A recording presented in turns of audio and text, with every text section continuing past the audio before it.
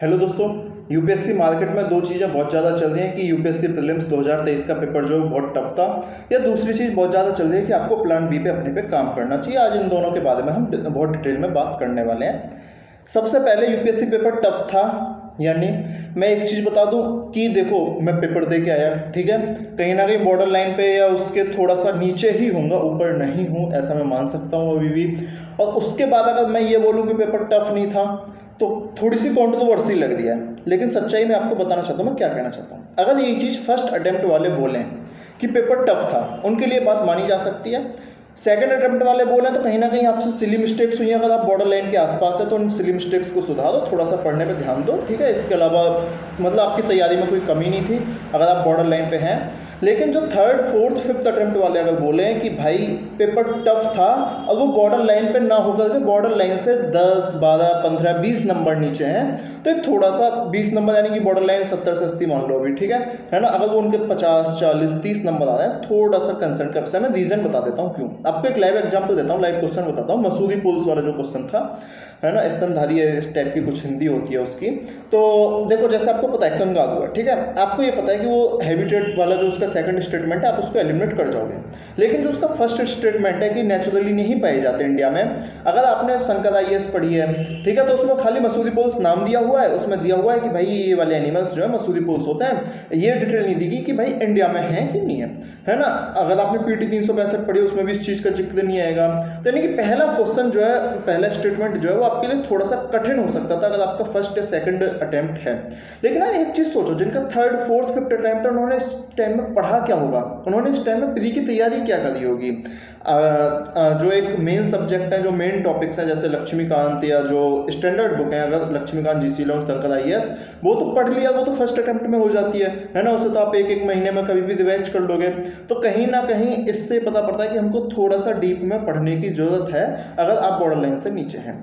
तो पेपर का लेवल जो देखोगे आप, फर्स्ट सेकंड अटेम्प्ट वालों की नज़र में टफ है, थर्ड फोर्थ फिफ्थ अटेम्प्ट वालों की नज़र में मॉडरेट है। मैं जी तो खैर बोलना अब नाइंसाफ़ी है एकदम, ठीक है। मैं मॉडरेट क्यों बोलता हूँ इस पेपर को, यार देखो जब मेरिट बनेगी ना, वो ऐसे नहीं बनेगी कि आप फर्स्ट अटेम्प्ट वाले थे, लो आप एक काम करो आप 10 नंबर कम ले जाओ, आप फोर्थ अटेम्प्ट वाले हो आप 10 नंबर ज़्यादा ले जाओ, नहीं।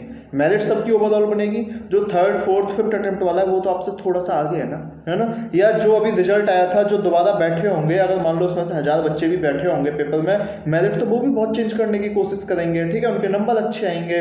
तो कहीं ना कहीं मैं ये बताना चाह रहा हूँ कि जो स्टैंडर्ड बुक हैं उनसे ऊपर उठ करके पढ़ने की जरूरत है। स्टैंडर्ड बुक से आप जो एक 20-30 क्वेश्चन बोलते हैं ना, सब 20-30 सही कर जाओगे, वो ही सही कर सकते हो। लेकिन अगर ओनली 1 ओनली 2 ओनली 3 वाला स्टेटमेंट आएगा तो उसको आप the Hindu newspaper, down to earth magazine, Yojana magazine, ऐसी ही मैगजीन या ऐसे ही एडिटोरियल एनालिसिस से, ऐसी ही न्यूज़ से सही कर पाओगे।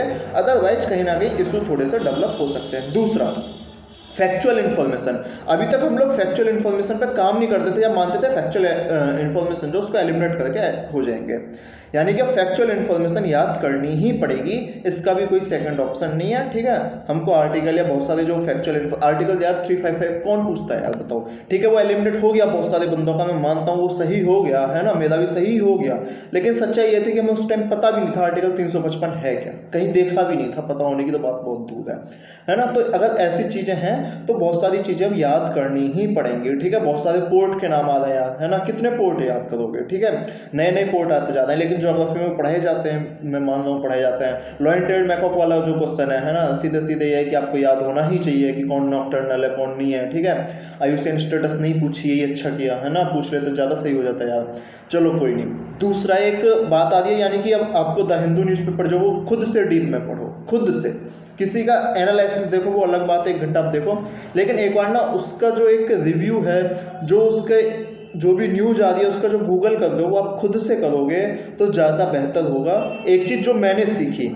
दूसरी चीज़ जो मैंने सीखी कि अगर आप बॉर्डर लाइन पे हैं और आपकी तैयारी अच्छी है तो इसमें आपकी कोई गलती नहीं है, ठीक है, इसमें समय की गलती है कि आप इस वाले अटेम्प्ट को देने चले गए, ठीक है। तीसरी चीज़ जो मैंने इस पेपर में सीखी कि अगर आप पेपर में शांत काल्म जिसे बोलते हैं एकदम शांत मन से अगर पेपर दे रहे हो तो मैं ये नहीं कहता कि आप सेलेक्टेड ही हो जाओगे, लेकिन आप बॉर्डर लाइन की तरफ बहुत ज़्यादा जा सकते हो। यानी कि एक बेहतर ऑप्शन है कि पेपर में आप शांत रहना सीखो, टेस्ट सीरीज लगाना सीखो।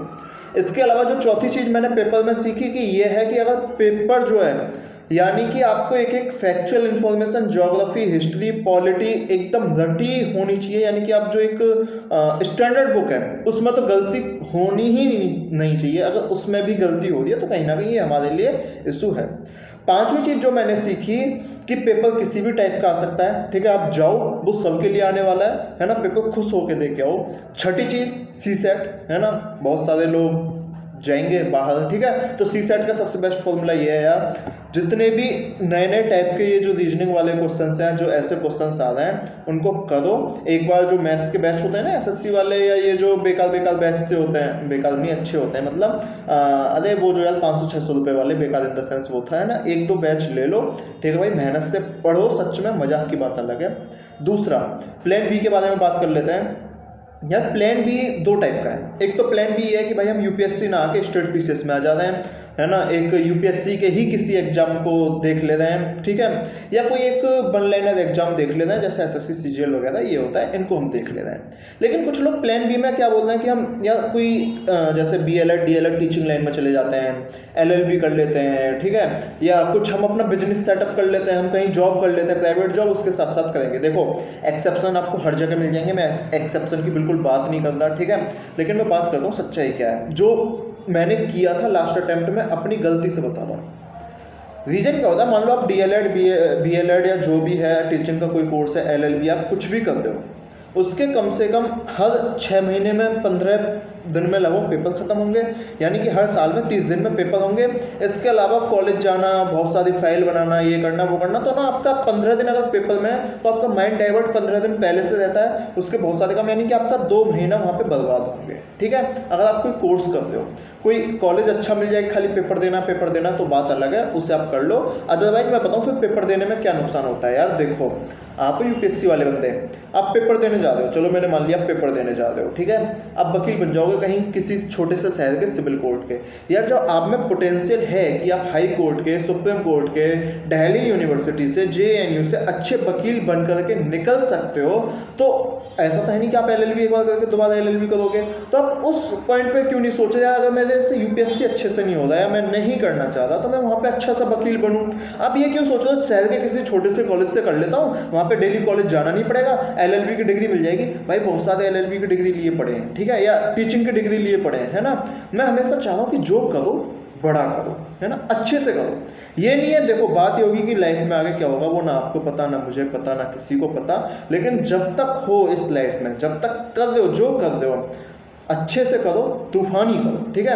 ऐसा नहीं है कि कुछ हवाबाजी में बस डिग्री लेने के लिए करो, नहीं यार, है ना। अगर यूपीएससी की प्रिपरेशन कर रहे हैं ना, ये भी तूफानी करो, मज़ेदार करो। तो प्लान भी ये है कि अगर आप ऐसे ही किसी लाइन के एग्जाम में जाना चाह रहे हैं, जाएँ। अगर आपको लग रही है कि आपने मेहनत से पढ़ाई की है और आप बॉर्डर लाइन के कहीं भी आसपास हैं, है ना, आपको लग रहा है आप नेक्स्ट अटेम्प्ट में बेटर कर सकते हैं, तो अभी मत छोड़ो, इस चीज़ से मत डरो। अगर आपके पास एज है, फाइनेंशियल कंडीशंस अच्छी हैं, या बहुत सारी चीज़ें आपकी सही हैं, तो आप उसके नेगेटिव पर्सपेक्टिव को मत सोचो। यार जिनका मार्केट है ना कि भाई प्लान बी करो, प्लान बी करो, प्लान बी करो, यार तो उनको भी मार्केट बनानी है, उनको भी व्यूज़ लाने हैं यूट्यूब वीडियो पर, ठीक है, उनके भी बहुत सारे दिक्कत हैं। प्लान बी या सबको ना प्लान बी बन जाता है ना। आप यूपीएससी नहीं कर पाएंगे, हो सकता है लास्ट में आप अच्छे यूपीएससी का टीचर बन जाए, ठीक है। आप प्लान बी मतलब अगर आप डिसाइड करके प्लान बी कर रहे हैं ना, तो आप यूपीएससी की तैयारी नहीं कर पाएंगे, क्योंकि आपके दिमाग में है कि मेरे पास प्लान बी है, मैं उसे जाके कर लूँगा, पक्की बात है ये, है ना। क्योंकि मैंने कर रखा है यार, ये गलतियाँ मैं बता रहा हूँ होती हैं ये। कभी भी ना प्लान बी सोच के मत रखो, दुनिया बोलेगी सोच के रखो, सोच के रखो, सोच के रखो। मैं माना ठीक है आपका यूपीएससी नहीं हुआ, भाई बहुत पोटेंशियल है, एलएलबी लास्ट में हो जाती है, ठीक है, वकील आप अच्छे बन जाओगे, अच्छी जगह से वकालत करो। टीचर है, बहुत एज होती है उसकी, 35-40 साल एज होती है ना, उसमें आप नौकरी लगा लो, 1 साल पढ़ के नौकरी लग जाती है बड़े आराम से, ठीक है। प्राइवेट कंपनी है, प्राइवेट कंपनी में मान लो अगर अभी आप कर रहे हो, तो उसके अलावा आपके पास उसके बाद पढ़ने का टाइम तो बचना नहीं है, ठीक है, निश्चित रूप से सबको पता है, फिर आप उस लाइन में चले जाओगे। तो बहुत सोच समझ के फैसला लेना। प्लान बी मार्केट में मत जाओ कि सबने बोला अरे उसने बोल दिया प्लान बी करना है, मैं प्लान बी ये करता हूँ, है ना। अगर आपको अपने आप पे भरोसा है, अगर देखो कल का IPL match 6 ball 3 dot ball या एक एक रन, ठीक है, 3 पे एक एक रन भागते रहो। एक फॉर्मूला सबसे बेस्ट है, भागते रहो, लास्ट में छक्के चौके पड़ेंगे ही पड़ेंगे, आप लास्ट बॉल पे जीत जाओगे, ठीक है ना। और यही है यार बस, ठीक है। तो प्लान बी के बारे में सोचो, बेहतर सोचो, है ना। प्लान बी ये मत सोचो कि यूपीएससी के बाद हम एकदम नीचे लेवल पे आने वाले, नहीं। प्लान बी भी सोच रहे हो तो प्लान बी भी बेहतर होना चाहिए अगर आपने यूपीएससी सोचा है तो, ठीक है। मेरा एक स्टेटमेंट में ये कहना है। तो मिलता है नेक्स्ट वीडियो में आपसे, फिर बहुत सारी बातें भी बची हैं, बहुत सारे मन की भावनाएं बची हैं, ठीक है। तो नेक्स्ट वीडियो में देखते हैं। इस वीडियो को लाइक कीजिएगा, अच्छी लगे तो शेयर कीजिएगा, चैनल को सब्सक्राइब कीजिएगा। और कट ऑफ की बात है तो कट ऑफ पे तो मजे लो, ना मुझे पता ना तुम्हें पता, ठीक है। मिलते हैं नेक्स्ट वीडियो में, टाटा बाय बाय, धन्यवाद।